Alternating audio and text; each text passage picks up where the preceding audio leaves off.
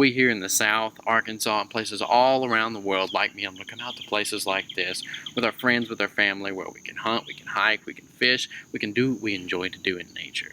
But what if I told you that was in danger for future generations, for your kids, or your kids' kids, or their kids' kids? Wouldn't you want to know how to help? Wouldn't you want to know who's at fault? I can tell you who's at fault for sure. You.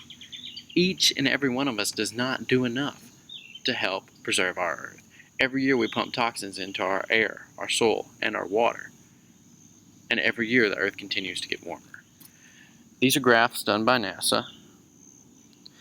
All different ways that NASA chooses to measure the earth's temperature. And every year, you'll notice a little trend here. It's going up. So what does this mean? This means drier weather in the south, wetter weather in the north. So there's more wildfires. There's more places like this that burn down where we can't come enjoy. There's wildlife that's run out. In the north, there's floods. People can't plant things. Things won't grow. It's all bad news for us.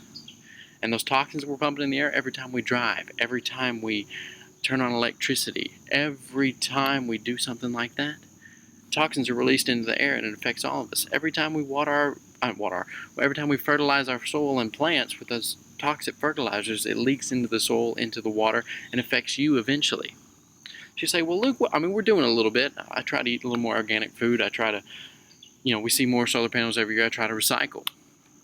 Let me put this into a little bit of perspective for you. First of all, organic foods used to just be foods. We didn't need all the toxins. We found ways around it, and maybe the yields weren't as big. We didn't make as much money, but it was healthier for us. Second of all, the basic solar technology, the solar cell, has been around for almost 70 years.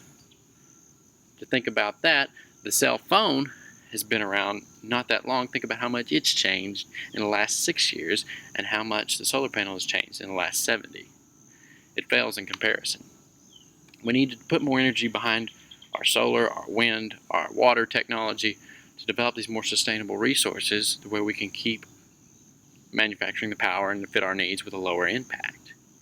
We also need to be able to kind of try to bring that temperature down. Now, that'll be definitely hard, but there are technology, there are ways, there are theories, there are things that we can do.